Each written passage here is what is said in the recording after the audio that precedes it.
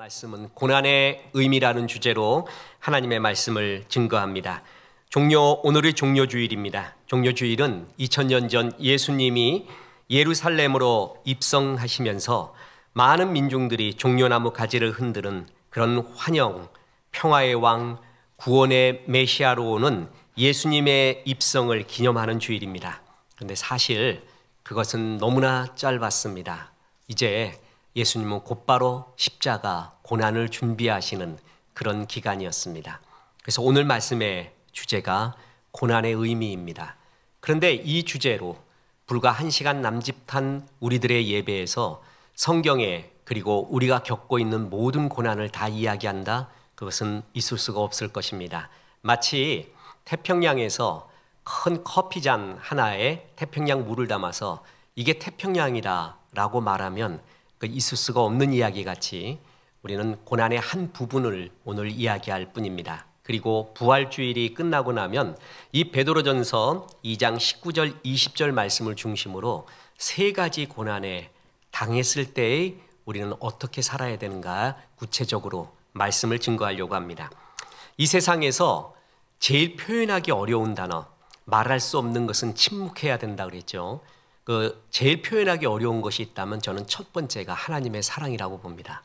그야말로 하늘을 두루마리 삼고 바다를 먹물 삼아도 주님의 사랑을 기록할 수 없습니다. 누차 말하지만 저는 사랑에 대한 설교가 제일 힘듭니다.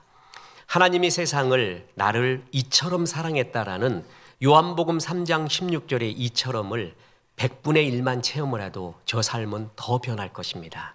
정말 그것을 체험하고 싶고 죽게 가기 전까지 그에 대한 책도 쓰고 싶고 이 사랑을 전하고 싶은 것이 소망인데 하나님의 사랑은 그렇게 담기가 어려울 정도로 크고 방대합니다. 그런데 그에 못지않은 것이 한 가지가 더 있습니다. 그게 바로 고난에 대한 이야기입니다. 고난이 무엇이냐, 왜 있으며 어떻게 해석해야 되며 어떻게 극복해야 되느냐라는 그 이야기를 쓰려고 해도 3박 4일이 걸릴 것입니다. 정말 쉽게 해석할 수가 없는 우리의 실제 생활과 관련이 되어 있는 이야기입니다. 그런데 성경이 우리에게 말하고 있는 것은 고난은 세 가지 이유가 있다는 것입니다. 오늘 본문은 첫째, 고난의 세 가지 이유에 대해서 말합니다. 저는 이 구절을 보고요, 신구약 성경 통틀어서 또한 수많은 책들에게 나오는 또한 우리가 겪고 있는 고난이 정말 이 범주에 있구나, 성경이 위대하다라는 것은 정말 느껴집니다. 세 가지의 고난의 이유를 이렇게 말합니다. 첫째, 베드로전서 2장 19절 보십시오. 부당하게 고난을 받아도 하나님을 생각함으로 슬픔을 참으면 이는 아름다우나 죄가 있어 매를 맞고 참으면 무슨 칭찬이 있으리요. 그러나 선을 행함으로 고난을 받고 참으면 이는 하나님 앞에 아름다우니라. 세 가지가 나오죠. 뭐냐면 죄가 있어 매를 맞는 것, 죄로 인한 고난입니다. 그리고 선을 행함으로 고난을 당하는 것, 선택적 고난이라고 하는데 일부러 내가 택하지 않아도 되는데 예수님의 것, 하나님의 것을 선택함으로 받는 고난, 그리고 또 하나의 고난이 있는데 부당한 고난이라는 것입니다. 이때 이 부당함이 개역 한글에서는 애매한으로 되어 있는데 헬라어에서 아비코스, 무슨 뜻이냐 하면 영어 성경에 unjustly, 부당하게, 공정하지 않게, 정의롭지 않은 것 듯하게 그런 고난, 또 왜 내가 이 고난을 당하여야 되는가 모르는 그저 당할 뿐인 고난, 그게 부당한 고난입니다. 이렇게 성경은 죄가 있어 매를 맞는 고난, 그리고 주님의 것을 택해서 받는 고난, 그리고 이해할 수 없고 해석할 수 없는 부당한 고난, 이 세 가지가 있다는 것입니다. 이 중에 첫 번째 것과 마지막 것은 해석이 쉽습니다. 인과관계가 뚜렷한 고난은 해석하기도 쉽고 극복하기도 오히려 더 좋을 수가 있습니다. 내가 만약에 죄가 있어 징계를 받아요. 그럼 회개해야 되겠구나, 돌이켜야겠구나, 그러면 되는 것입니다. 하나님의 것을 택해서 고난받으면 이처럼 즐거운 일이 있는가? 하나님의 스티그마타, 내 삶에 주님으로 인한 그런 고난의 흔적이 있구나, 이것처럼 영광스러운 건 없습니다. 근데 제일 해석하기 어려운 게 바로 중간에 있는 부당한 고난이라는 것입니다. 이거는 쉽게 말해서는 안 됩니다. 수학 공식같이 나오는 것도 아닙니다. 누가 이런 고난을 당할 때 욥의 친구처럼 쉽게 이야기를 하면서 그 가슴에 못을 박아서도 안 된다라는 것입니다. 우리의 머리로, 그리고 지금 이해할 수 없는, 부당한 듯하게 보이는, 어떻게 해석할 수 없는, 주님 만나서야 해석이 가능한 그런 고난도 있다라는 것입니다. 또 죄송합니다. 우리가 기도하자고 말씀을 드리는 겁니다. 우리 유선영 집사 딸 진아 양 같은 경우 말입니다. 어떻게 해석을 해야겠습니까? 엄마는 매일마다 울음바다입니다. 외동딸, 그 이쁜 딸 대학교 1학년 딸입니다. 대학교 1학년이에요. 그 꽃 같은 나이에 몸에 병이 퍼져서 많이 퍼져가고 있고 병원에서 내 살고, 이거 어떻게 해석해야 됩니까?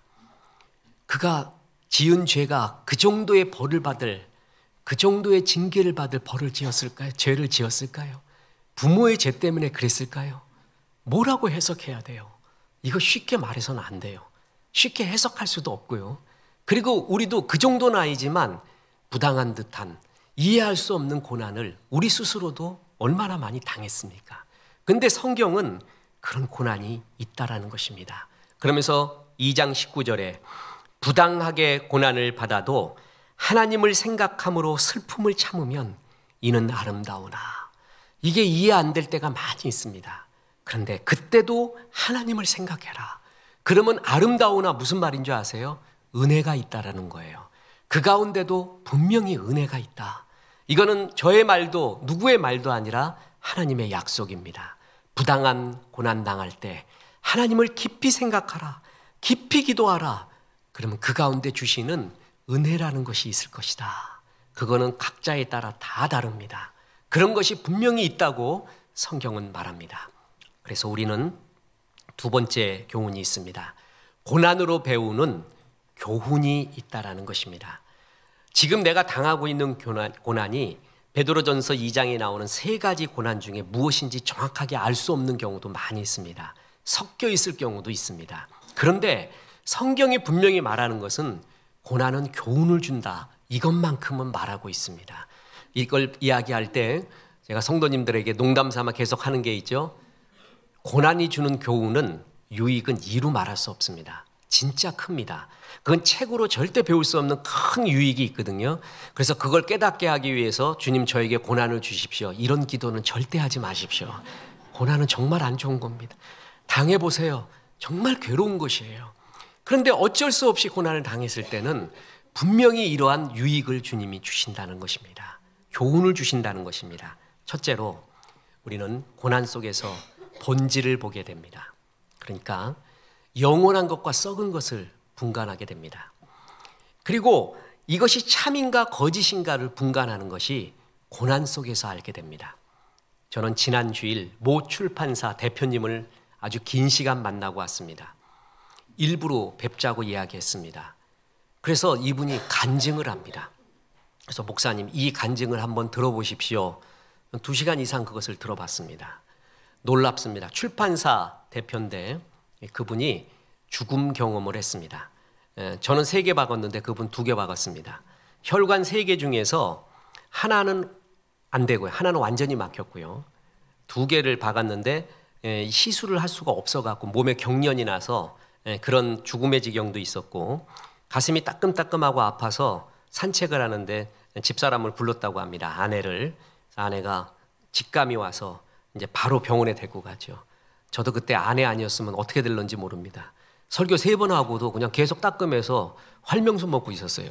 제가 조금 이렇게 사람이 좀 모자랍니다. 그러니까 아내가 딱 직감을 해서 병원을 데리고 가죠. 그러니까 바로 병원에서 그거를 했는데 그분도 그렇게 된 겁니다. 그래가지고 갔는데 아내가 원무과에 가서 행정 처리를 하려고 딱 하는데 이 대표님이 간호원하고 이야기를 하다가 정신을 잃어버렸대요. 자기가 무슨 말을 한 것 같았는데 정신을 잃은 것까지가 기억이 난대요. 그리고 막 소리를 지르는 거예요. 소리 지르는 것이 들렸다는 거예요. 그것까지예요.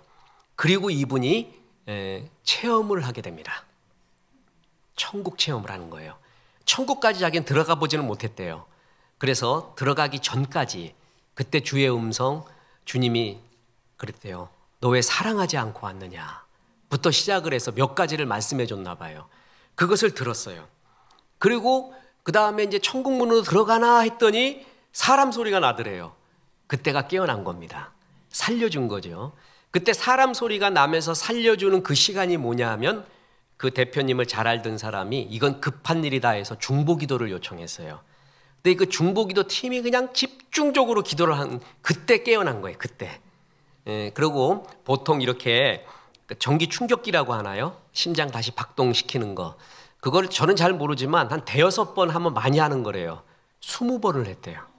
그러니까 그 병원에서도 처음이래요. 20번 한 거는. 그러니까 의사도 의사도 한 10번 하면 끝나고 이건 포기하라 이래야 되는데 20번을 했대요. 20번. 그러니까 의사도 자기가 왜 그랬는지를 모르겠대요. 그러면서 이분이 그때 살아났습니다.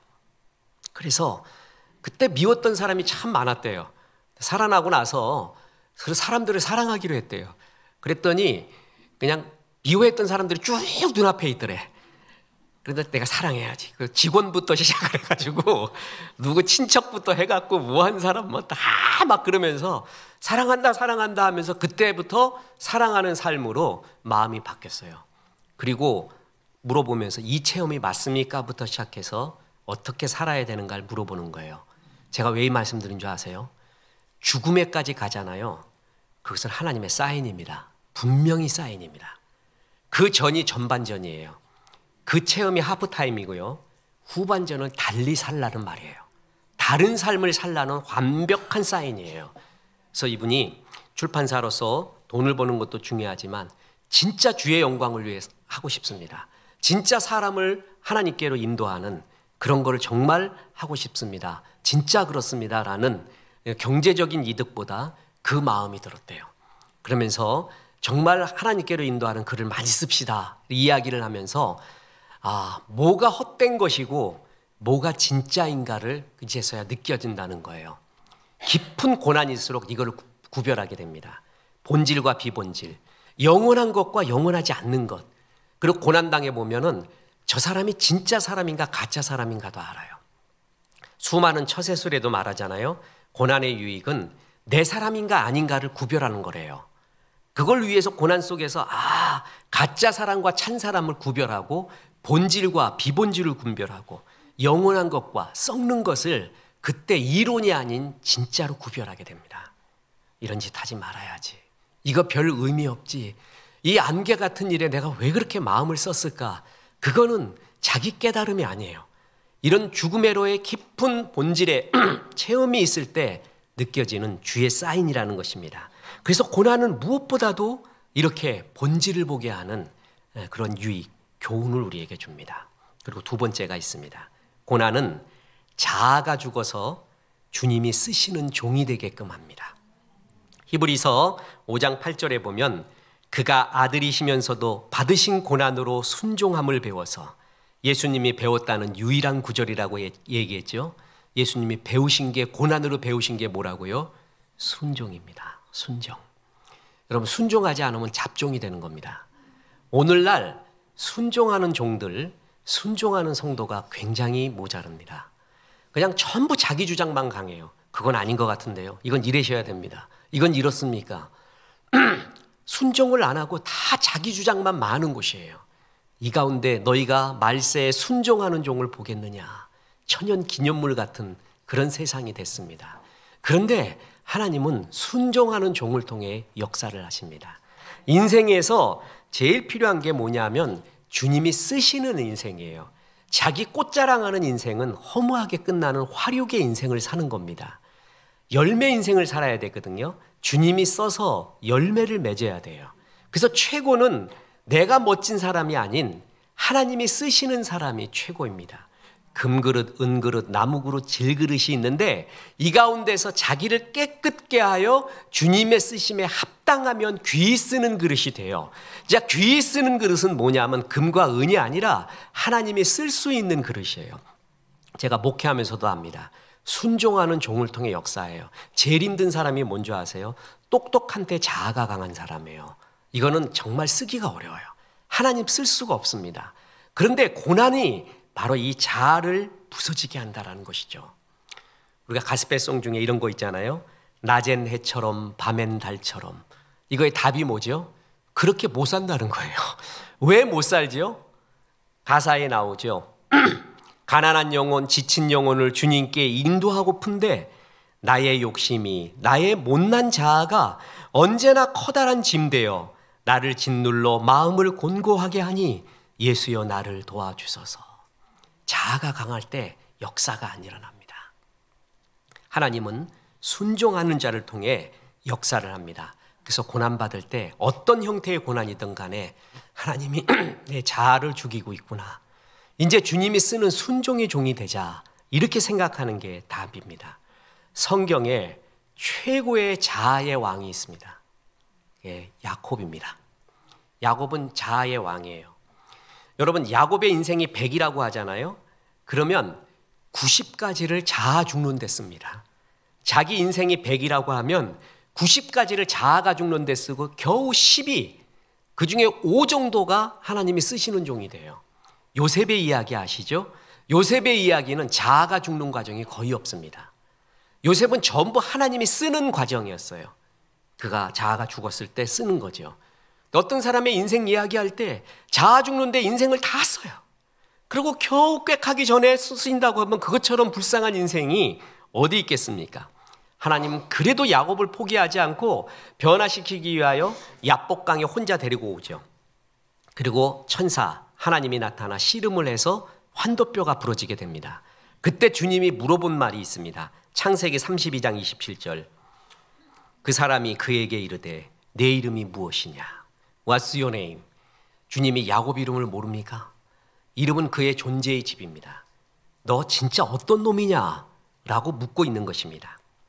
여러분, 그 현대시가 한국에서 만들어지고 나서 현대시인협회에서 현대시 100주년 기념 빈도 사전을 냈습니다. 그러니까 현대시를 썼던 그 시인들이 100주년 동안에 무슨 글을 많이 썼을까? 그 빈도 사전을 냈고, 저는 그 책을 구할 때 한 요만큼 될 줄 알았더니 이만한, 그것도 판형도 이만한 거에 종이도 성경 종이에요. 그만큼 많은 글을 거기다 쓴 겁니다. 그래서 빈도 사전 1위가 시인들이 제일 많이 썼던 게 뭐냐면 나였습니다. 시인이 제일 알고 싶은 게 뭐냐면 내가 누군가. 그래서 글을 쓴 겁니다. 자, 보세요. 사진 한번 보겠습니다. 자, 이 정도는 알아야겠죠? 누구라고 생각합니까? 저 아닙니다. 저가 아니에요. 누구라고 생각해? 빈센트 반 고흐. 그럼 다음 사진 한번 보겠습니다. 이 사람은 누구예요? 예, 같은 사람이에요. 이 사람도 빈센트 반 고흐입니다. 자기가 그린 자화상이죠. 고갱하고 같이 살다가 고갱이 너 싫어 그러고 가니까 자기 귀 자르고 그린 거예요. 나 그래서 둘이 같은 성 형제인 줄 알았어요. 고흐와 고갱이. 그래서 이렇게 자화상을 40점이나 이렇게 했습니다. 그 다음 사진을 보겠습니다. 이 사람은 누군지 아세요? 아이고, 이거 쉬운 거 아닌데.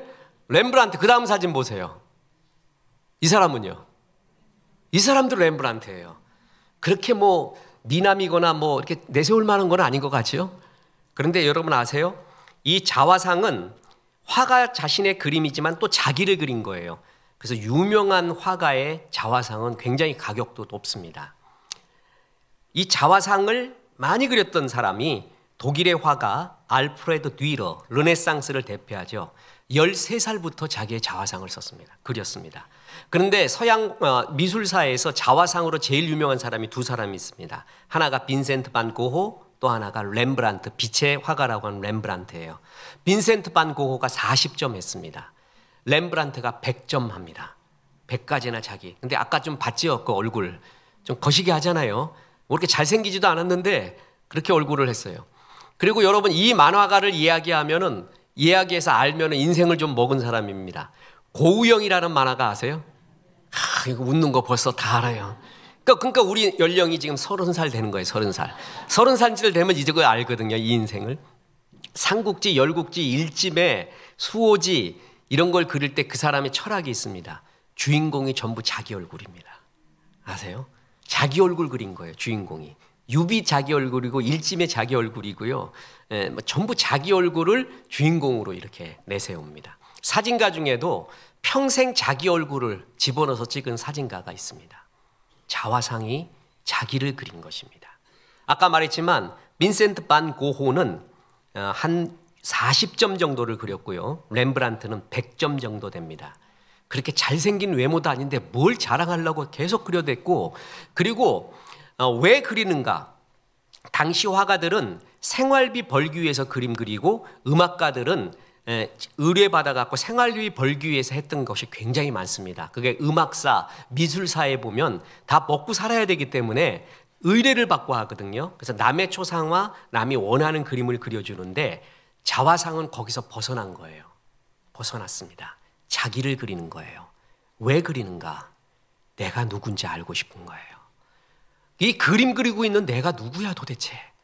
이게 그림은 뭐고 나는 누구고 나는 왜 이걸 그려야 되고, 자화상 속에서 끝없이 자기를 발견하고 싶은 거예요. 결국 내가 누구냐라는 거예요. 하나님이 야곱에게 묻습니다.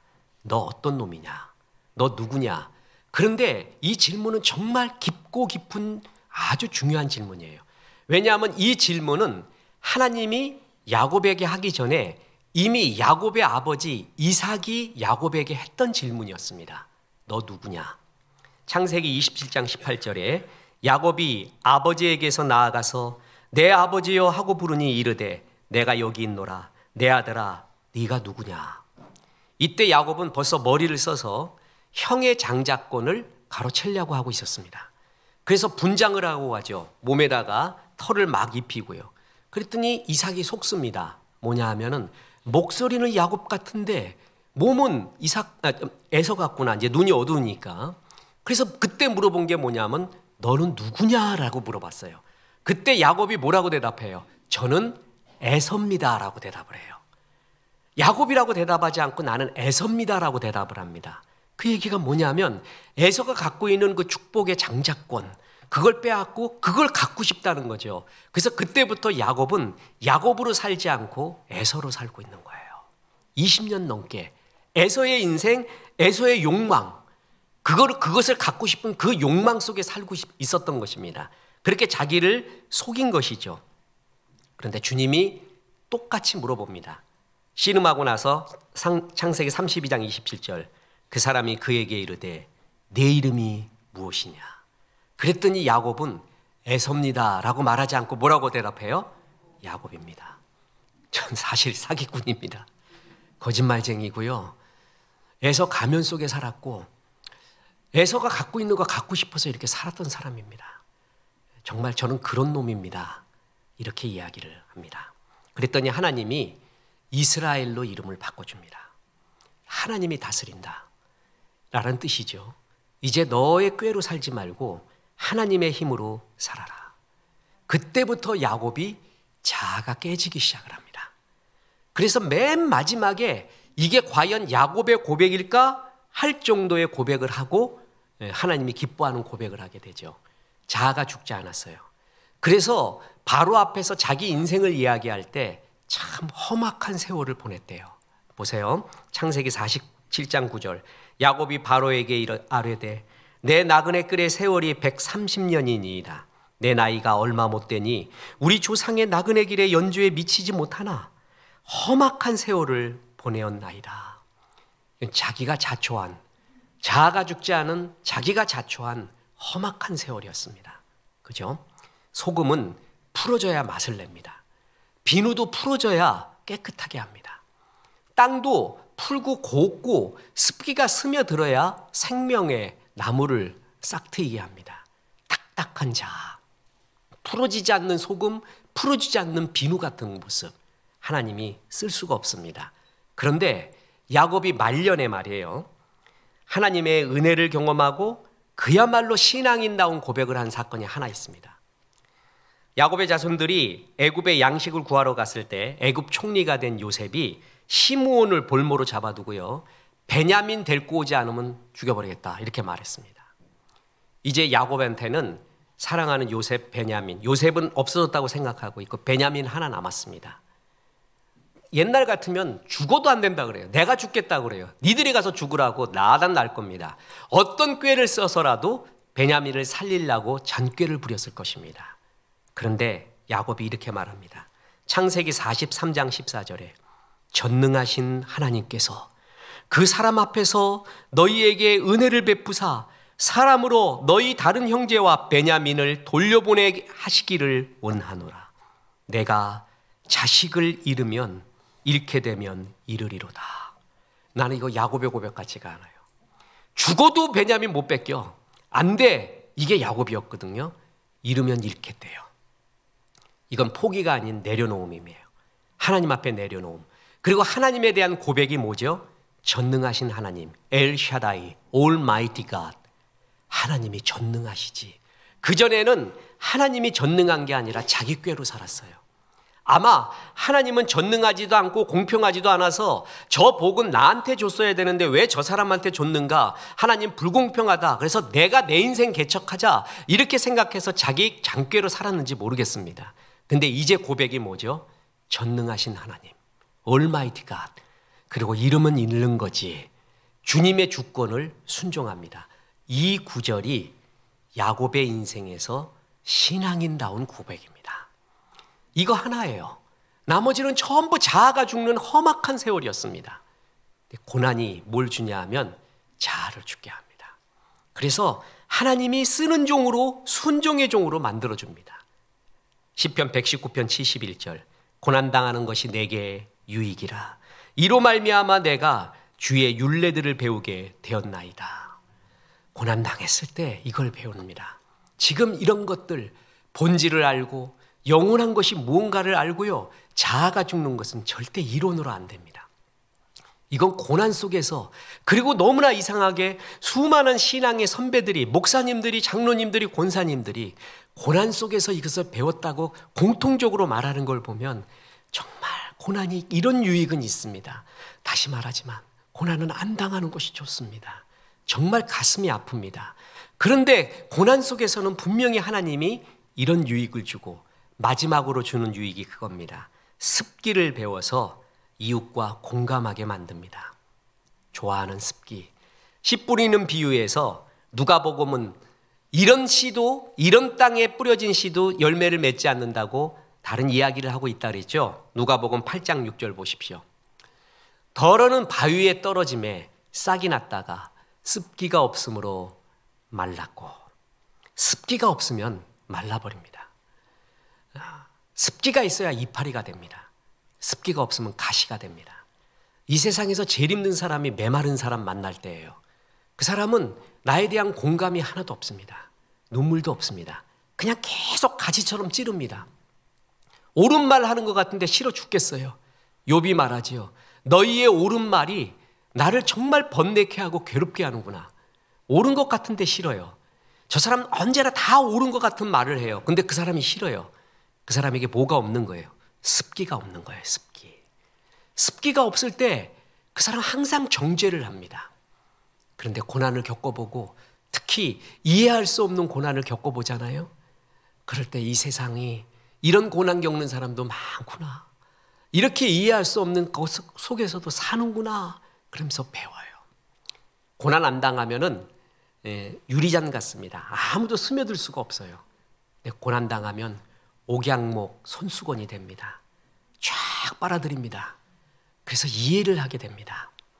그때 사람이 넉넉해지고 은혜의 사람이 되어가요. 정말 이상해요. 승승장구한 사람은 가시가 있어야지만이 습기를 배워요. 안 되는 것이 있어야지. 그래서 옛 어른들이 그런 말을 했잖아요. 남의 자식 욕하지 말라고. 왜 그러죠? 내 자식 어떻게 될는지 모른다는 거예요. 남의 자식 욕하지 말라는 거예요. 네 자식도 어떻게 될는지 모른다는 거예요. 그때서야 진짜 정신 차려요. 그러니까 우리는요, 어떤 나쁜 일이 일어났을 때 전부 바꿔버리려고 그래요. 자기는 옳거든요. 그래서 다른 걸 다 바꿔요. 근데 하나 못 바꾸는 게 있어요. 자식 놈으로 못 바꿔. 그러면 내가 바뀌어야 돼요. 내가. 그러니까 저놈이 안 변해. 그러면 누가 변해야 돼요? 내가 변해야 돼요. 그제서야 내가 변해보려고 합니다. 막다른 골목이에요. 자식 놈은. 그제서야 내가 변하려고 하고 내가 뭐가 문제 있는가 이래도 해보고 저래도 해보잖아요. 그래도 안 돼요. 그래도 안 돼. 그러니까 다른 자식도 그런 거, 다른 사람이 그 자식 때문에 속 썩고 있는 걸 이해를 해요. 근데 내 말대로 다 하고 왔어요. 내 말대로 다 됐어요. 그러면 이렇게 하면 돼, 이렇게 하면 돼. 맨날 이 소리만 해요. 이렇게 하면 돼, 이렇게 하면 돼. 그렇게 해도 안 되는 걸 어떻게 해요? 안 되는 거를. 그런 게 인생이 얼마나 많은데요. 그럴 때 배우는 거예요. 고난 속에서 내 힘으로 안 되는 걸 볼 때 배우는 거예요. 그냥 고난당하면 기도 안 해서 그래, 뭐 안 해서 그래, 뭐 안 해서 그래. 근데 그것까지 진짜 다 했어요. 근데 이런 고난이 왔어요. 어떻게 해서 그래요? 그때 최고 겸손해지는 수밖에 없는 거예요. 주님 도와달라고 하는 수밖에 없는 거잖아요. 그때 고난 당해본 사람이 이거를 이해하게 됩니다. 그래서 고난당하면 좀 못나게 됩니다. 내가 못난 놈이 돼요. 그럼 못난 놈의 유익이 뭔지 아세요? 못난 놈끼리 만나면 서로가 즐거워요. 서로가. 못난 놈이 제일 괴로운 사람은 잘생긴 사람 만날 때 괴로워요. 너무 잘생겼어. 이건 아이러니인데 구약에서, 전 구약 전공을 했잖아요. 구약에서 두 사람만 이야기하면 힘이 빠져요. 어제 우리 아내하고도 얘기했는데 요셉하고 다니엘이야. 이 둘 얘기하면은요, 내 강의하기가 싫어요. 왜냐하면 나하고 너무 달라요. 내가 고난당하면 이렇게 했을 거야. 내가 이랬으면 이랬을 거예요. 근데 요셉은 안 그래요. 다니엘도 안 그러고 말이에요. 근데 이제 우리가 은혜 받는 게 야곱 같은 사람이죠. 그리고 항상 10% 모자란 베드로님 같은 사람. 베드로 이야기하면 왠지 좋아요. 오늘은 또 무슨 실수하셨을까? 이분이 또 뭔 사고 쳤을까? 그런데 주님은 또 어떻게 용서하셨을까? 못난 놈이기 때문에 그래요, 우리가. 그래서 고난당하다 보면 내가 그렇게 잘난 놈이 아니라는 걸 압니다. 그래서 나도 못난 놈이구나. 그래서 못난 사람들을 이해를 하게 돼요. 이른바 습기를 배우는 것입니다. 이게 고난이 이루 말할 수 없는 유익을 우리에게 줍니다. 그런데 고난은 너무 싫습니다.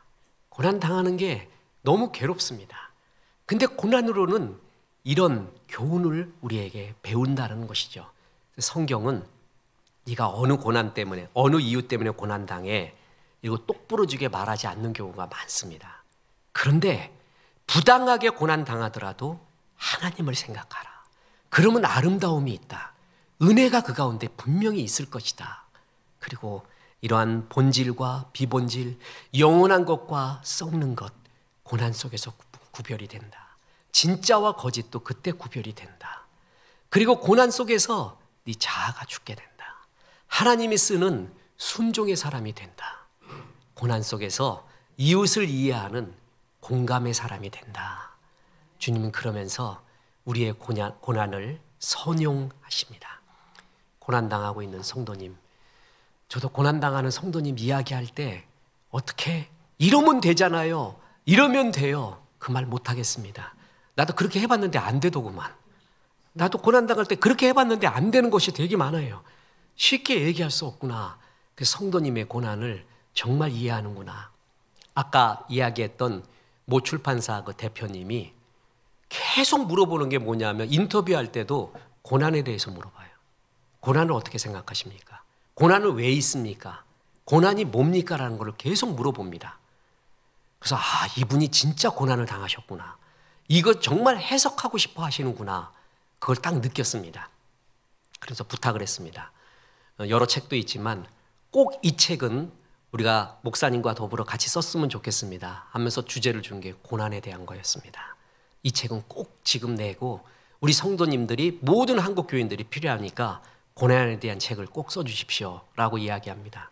그래서 지금 고난에 대한 거, 방세에 대한 거 받아왔습니다. 인문학 하나님께 조금 좀 멀리 좀 가 있습니다. 오집 내려면 좀 더 걸릴 것 같습니다.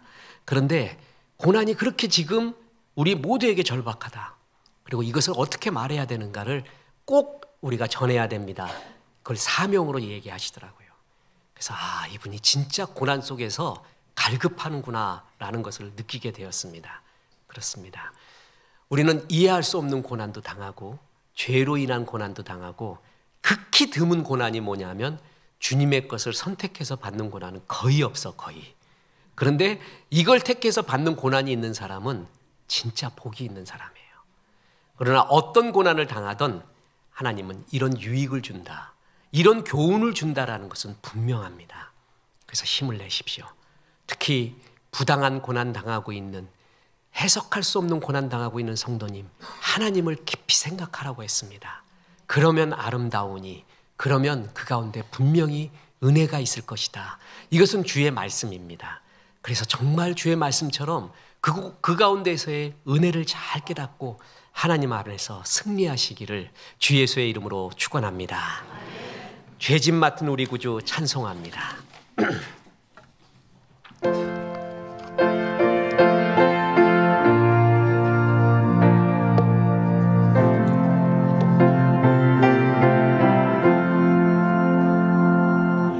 죄짐 맡은 우리 구주 어찌 좋은 친구인지 걱정 근심 무거운 짐 우리 주께 맡기세.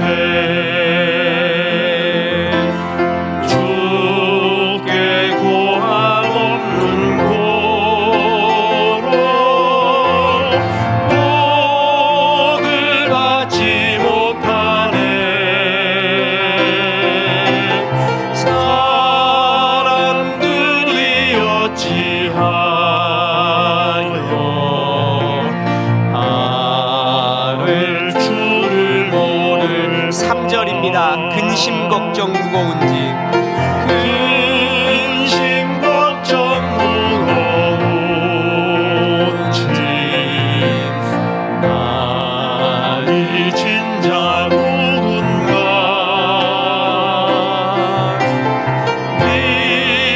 비난처는 우리 예수 주께 기도드리세. 세상 친구 멸시하고 너를 조롱하여도